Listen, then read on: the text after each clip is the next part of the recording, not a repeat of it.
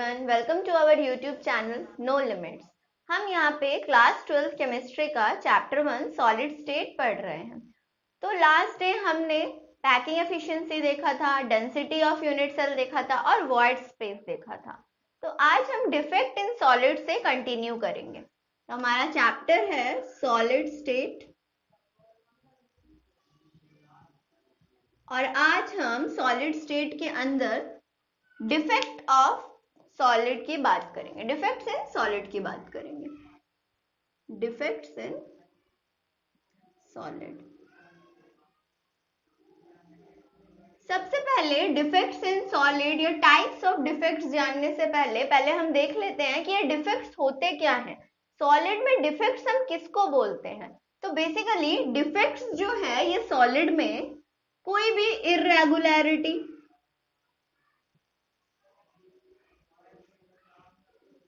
या फिर किसी भी एटम के डिस्प्लेसमेंट को बोला जाता है, या फिर डिस्प्लेसमेंट मतलब क्या हुआ? जैसे हम सबको पता है, हम यहाँ क्रिस्टलाइन सॉलिड की बात कर रहे हैं। तो क्रिस्टलाइन सॉलिड में एक रेगुलर अरेंजमेंट होता है। तो जो रेगुलर अरेंजमेंट में अगर कोई इरेगुलरिटी आ जाए, ठीक है, मतलब इरेगुलरिटी का क्या मतलब है? मान लो ऐसे एटम्स आपके अरेंज हैं, बीच में से एक एटम गायब हो गया, ठीक है, तो वो हो जाएगा डिफेक्ट, वो डिफेक्ट के अंडर आ जाएगा।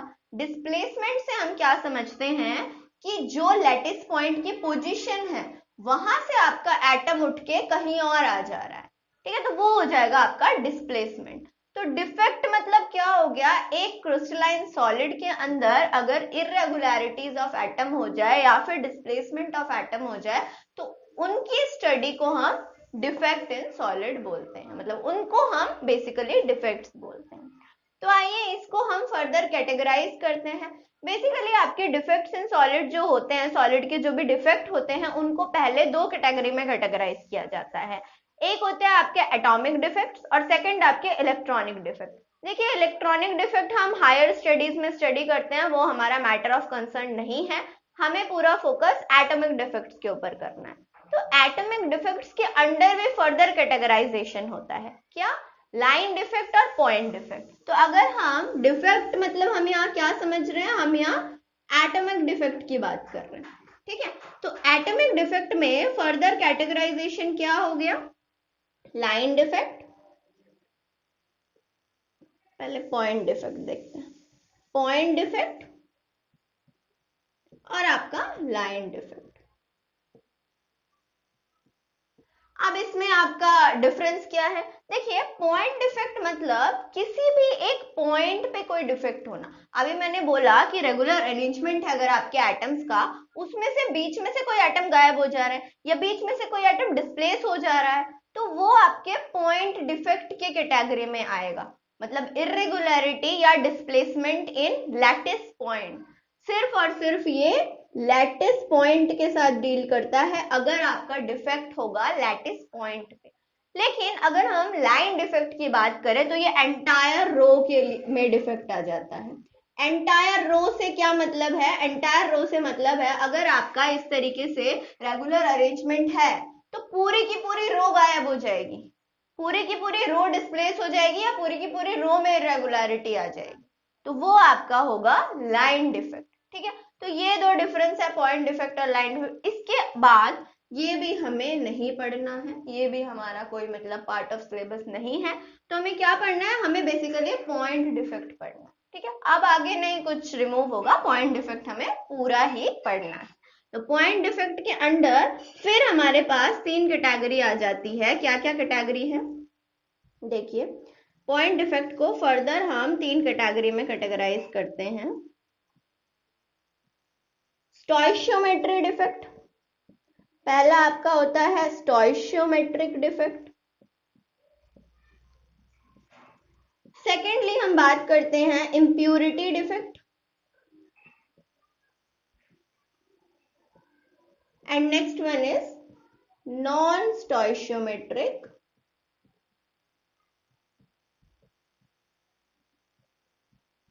डिफेक्ट।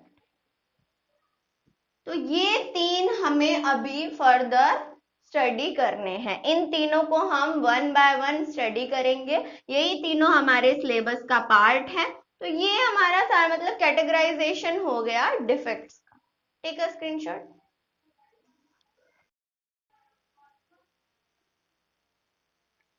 Okay done. तो अब हम 1 by 1 stoichiometry defect, impurity defect, non stoichiometry defects पढ़ेंगे। तो सबसे पहले हम पढ़ेंगे स्टोइशियोमेट्रिक डिफेक्ट। स्टोइशियोमेट्रिक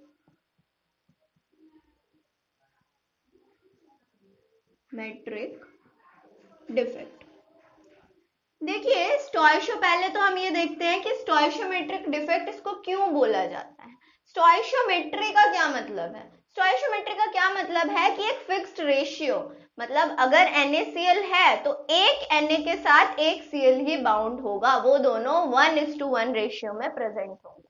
ठीक है, वहीं अगर MgCl2 है तो वो 1:2 के रेशियो में प्रेजेंट है। तो यही होती है स्टोइशियोमेट्री। तो किसी भी सॉलिड में इन डिफेक्ट का क्या मतलब है? इन डिफेक्ट में स्टोइशियोमेट्री मेंटेन रखना जरूरी होता है। मतलब अगर आपके 10 Na सोडियम के एटम्स हैं तो 10 ही आपको क्लोराइड के एटम्स चाहिए। ठीक है, तो ये हमें यहाँ पे स्टोइशियोमेट्रिक डिफेक्ट्स में मेंटेन रखना है।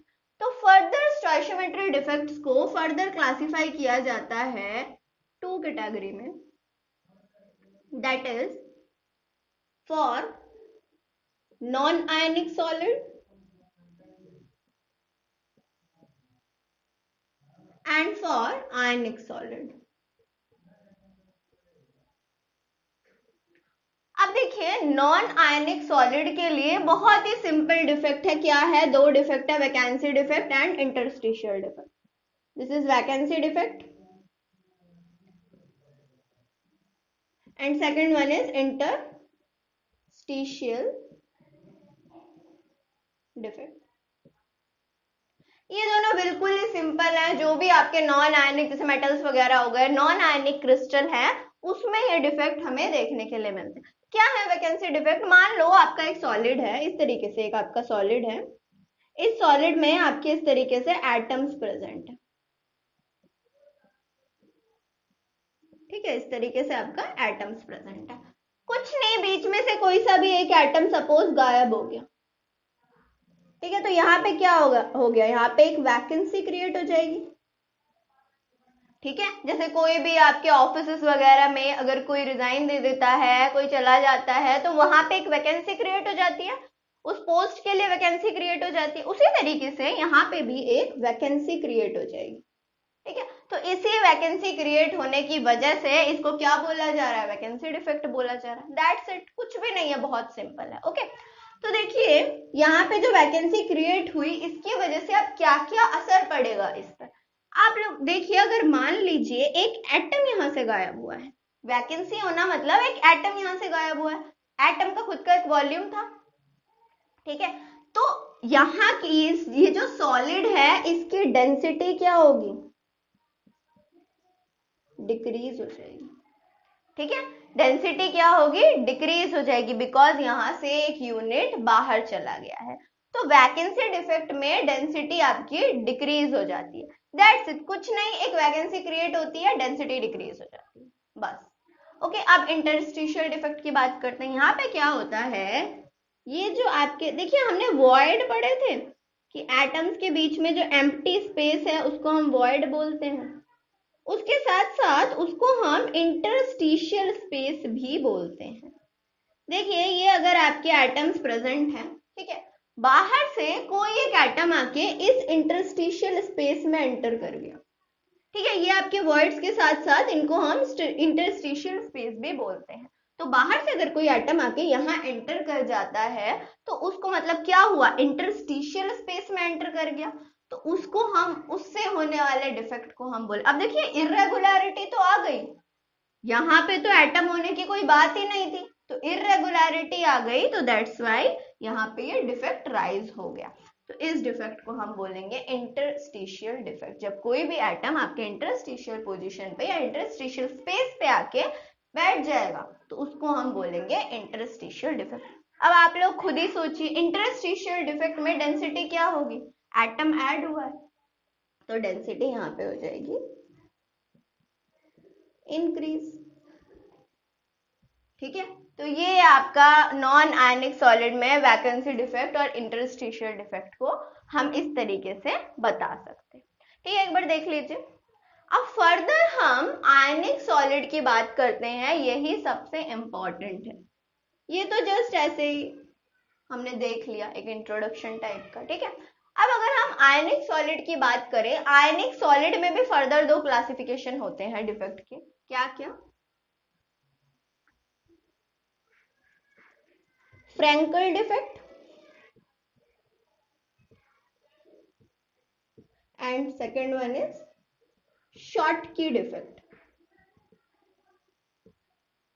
अब ये देखते हैं, ये बहुत इंपॉर्टेंट है, इससे क्वेश्चंस आते हैं। ठीक है, तो फ्रैंकल और शॉर्टकी डिफेक्ट में क्या डिफरेंस है, क्यों इनको ऐसे ऐसे मतलब अलग अलग कैटेगराइज किया गया है? तो देखिए, फ्रैंकल डिफेक्ट में क्या होता है, फ्रैंकल डिफेक्ट में आपका जैसे मान लीजिए, देखिए आयनिक सॉलिड के लिए है तो यहाँ मैं A पॉजिटिव B नेगेटिव से दिखा सकती हूँ। ठीक है, ये मान लीजिए आपका एक क्रिस्टलाइन सॉलिड है। हम सबको पता है कटायंस का साइज अनायंस से छोटा होता है। ठीक है, तो यहाँ एग्जैक्टली क्या होता है, यहाँ आपका होता है कि कोई भी कटायन अपने प्लेस से निकल के कोई इंटरस्टिशियल स्पेस में जाके बैठ जाता है। ठीक है, क्या हुआ, कोई भी कटायन अपने जगह से डिस्प्लेस होके इंटरस्टिशियल पोजीशन पे जाके बैठ गया, डिफेक्टराइज हो गया। ठीक है, तो इस तरीके की डिफेक्ट को हम बोलते हैं फ्रैंकल डिफेक्ट। अब आप लोग देखिए, यहाँ पे वैकेंसी भी क्रिएट हो रही है, साथ ही साथ इंटरस्टिशियल में जाके बैठ रहा है, तो इंटरस्टिशियल डिफेक्ट भी शो करेगा। ठीक है, तो यहाँ पे ये दोनों डिफेक्ट साइमल्टेनियसली शो किए जा रहे हैं सॉलिड के द्वारा। ठीक है, तो इस तरीके के डिफेक्ट को हम बोलते हैं फ्रैंकल डिफेक्ट। शॉर्ट के डिफेक्ट देख लेते हैं क्या है। शॉर्ट के डिफेक्ट में फर्दर मैं कुछ पॉइंट्स बताऊंगी, पहले अभी जस्ट देख लीजिए क्या होता है। शॉर्ट के डिफेक्ट में क्या होता है, यहाँ पे भी सपोज आयनिक के लिए है तो A positive B negative, A positive B negative. ठीक है, इधर फिर से आपका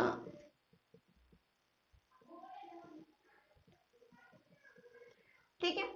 अब देखिए और एक चीज, यहाँ पे क्या स्टोइशियोमेट्री डिस्टर्ब हुई? पहले कितने थे, पहले 4A पॉजिटिव थे और 4B नेगेटिव थे, अभी भी उतने ही है। स्टोइशियोमेट्री रिमेन सेम, लेकिन डिफेक्ट राइज हो गया। ठीक है, शॉर्ट के डिफेक्ट में क्या होगा, शॉर्ट के डिफेक्ट में एक कटायन बाहर निकल जाता है, सॉलिड से बाहर चला जाता है। अब देखिए, कोई भी सॉलिड चार्ज्ड नहीं हो सकता। हमें पता है कोई भी चीज चार्ज्ड जो होगी वो अनस्टेबल होती है। ठीक है, तो कोई भी सॉलिड चार्ज्ड नहीं होगा, तो इसीलिए क्या होता है, टू मेंटेन न्यूट्रलिटी यहां से एक और अनायन बाहर निकल जाता है। ठीक है, अब फिर से ये न्यूट्रल हो गया, cation अनायन, equal number of cation अनायन आपके चल निकल गए, बाहर निकल गए। तो इस तरीके के डिफेक्ट को, जहां पे वो इक्वल नंबर ऑफ कटायंस और अनायंस डिस्प्लेस हो जाता है, डिस्प्लेस बोलना ज्यादा बेटर है, ये आपके बाहर निकल जाते हैं। ठीक है, तो उनको हम बोलते हैं, इस तरीके के डिफेक्ट को हम बोलते हैं शॉर्टकी डिफेक्ट। ठीक है, तो अब देखिए यहाँ पे भी आप अगर देखेंगे स्टोइशियोमेट्री देखना डिस्टर्ब नहीं हुई, रेशियो डिस्टर्ब। स्टोइशियोमेट्री मतलब ये नहीं कि टोटल नंबर ऑफ कटायन और अनायन कितने थे, अभी भी कितने हैं, रेशियो 1:1 का रेशियो था, अभी भी है। इधर देखिए 1 2 3, 3 कटायन 3 अनायन, यहाँ भी आपके 1:1 का रेशियो था पहले, 4 थे अब भी है। ठीक है, तो स्टोइशियोमेट्री किसी में भी डिस्टर्ब नहीं हुई। ओके, अब कुछ पॉइंट्स की बात कर लेते हैं। देखिए, यहाँ डेंसिटी की अगर हम बात करें तो डेंसिटी सेम रहेगी, कोई इसमें मतलब डेंसिटी में कोई चेंज नहीं आ रहा, तो डेंसिटी आपकी क्या होगी, सेम होगी। यहाँ क्या हो जाएगा, यहाँ डेंसिटी डिक्रीज हो जाएगी। ठीक है, अच्छा, और अगर हम बात करें फ्रैंकल डिफेक्ट, कौन से आपके जो कंपाउंड्स हैं वो शो करेंगे, जिनमें आपका कटायन का साइज छोटा होगा अनायन के साइज। ठीक है, वो आपके फ्रेंकल डिफेक्ट शो करेंगे। शॉर्टकी डिफेक्ट कौन शो करेंगे? जो आपके कटायन और अनायन का साइज सिमिलर होगा, वो आपके शॉर्टकी डिफेक्ट शो करेंगे। एग्जाम्पल की बात कर लेते हैं आपके फ्रेंकल डिफेक्ट का, जिसमें आपके कटायंस रिप्लेस होके इंटरस्टिशियल पोजीशन पे जा रहे हैं, उसका एग्जाम्पल होता है आपका ZnS, AgCl, AgBr एटसेट्रा।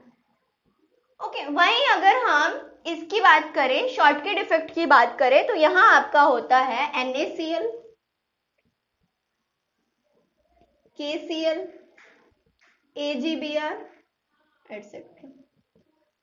तो ये इसके एग्जाम्पल हो गए। अब आपने एक चीज नोटिस की होगी आप लोगों ने कि दोनों में मैंने AgBr लिखा है, तो ये कोई मतलब एक्चुअल में ऐसा होता है। AgBr जो है ये दोनों ही डिफेक्ट आपके शो करता है। ठीक है, क्यों शो करता है, रीजन क्या है? देखिए, मैंने बोला कि यहाँ पे कटायन जो छोटे होंगे अनायन से, वो शो करेंगे ये डिफेक्ट, और यहाँ पे कटायन जो मतलब इक्वल साइज के होंगे वो। लेकिन AgBr में कटायन और अनायन का साइज मॉडरेट होता है, ना तो बहुत ज्यादा डिफरेंस होता है कटायन और अनायन के साइज में, और ना ही ये बिल्कुल इक्वल होते हैं, इसीलिए ये दोनों ही डिफेक्ट शो करते हैं।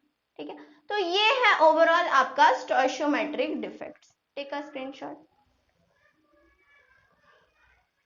ओके, तो ये हो गया हमारा स्टोइशियोमेट्रिक डिफेक्ट। ठीक है, देख लीजिए, इसमें कोई डाउट आता है तो आप लोग कमेंट सेक्शन में बताइएगा मुझे, ये बहुत इंपॉर्टेंट है। ठीक है, आयनिक सॉलिड का ये बहुत ही इंपॉर्टेंट है, ये तो जस्ट इंट्रोडक्शन टाइप है, बट ये बहुत इंपॉर्टेंट है। ओके, तो हम आगे प्रोसीड करते हैं।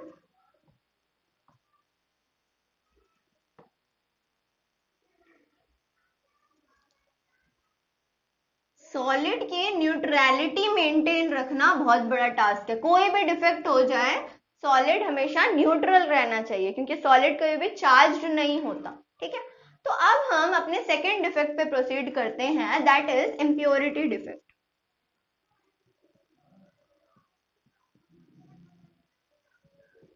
देखिए, नाम से ही समझ आ रहा है इम्प्योरिटी, मतलब कुछ ना कुछ इम्प्योरिटी रहेगी। ठीक है, क्या है फिर वो? देखिए, इसको मैं पर्टिकुलरली एक एग्जाम्पल लेके समझा रही हूँ, सोडियम क्लोराइड और स्ट्रॉन्शियम क्लोराइड। ठीक है, सपोज सोडियम क्लोराइड का एक सॉलिड है Na+, Cl-, ये आपके साथ साथ रहेंगे। ठीक है, क्रिस्टलाइन सॉलिड है।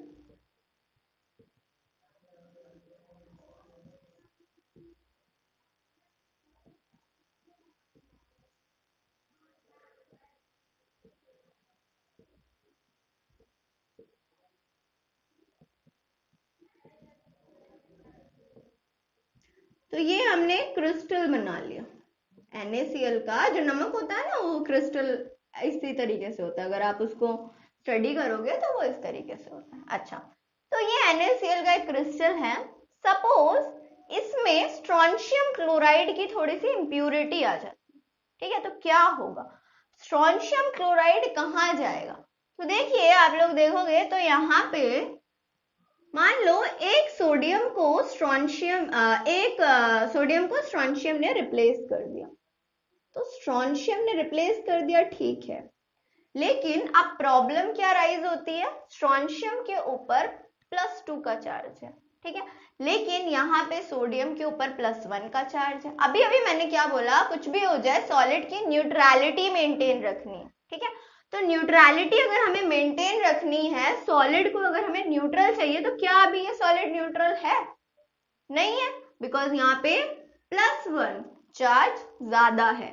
अगर आप देखो, मतलब यहाँ पे एटम्स जो आपके आयंस हैं वो तो ठीक है, सब जगह पे, कहीं कोई वैकेंसी नहीं, कहीं कोई इंटरस्टिशियल पोजीशन पे कोई एटम नहीं, ठीक है, लेकिन यहाँ पे चार्ज्ड हो गया ये। ठीक है, अब ये चार्ज्ड होने से क्या होगा? अब यहाँ पे +2 चार्ज को न्यूट्रलाइज करने के लिए, टू मेंटेन द न्यूट्रलिटी, क्या होगा? एक और सोडियम यहाँ से निकल जाएगा। ठीक है, जैसे एक और सोडियम यहाँ से निकल जाएगा, यहाँ क्या क्रिएट हो गई? वैकेंसी। ठीक है, तो ये होता है आपका इम्प्यूरिटी डिफेक्ट, दैट्स इट।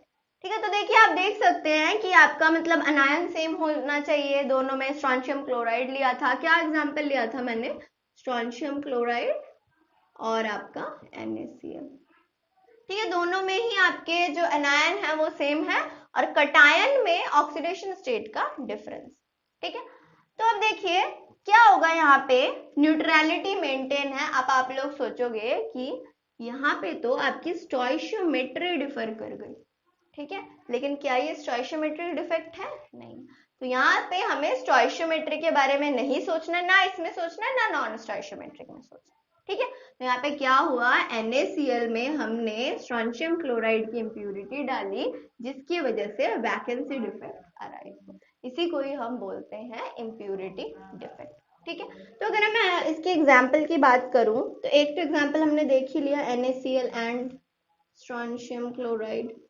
और एक एग्जाम्पल हम ले सकते हैं, that is AgCl and cadmium chloride. ठीक है, वो भी इम्प्यूरिटी डिफेक्ट आपके शो करता है। तो ये है आपका इम्प्यूरिटी डिफेक्ट, इसमें ज्यादा कुछ पढ़ना नहीं पड़ता है।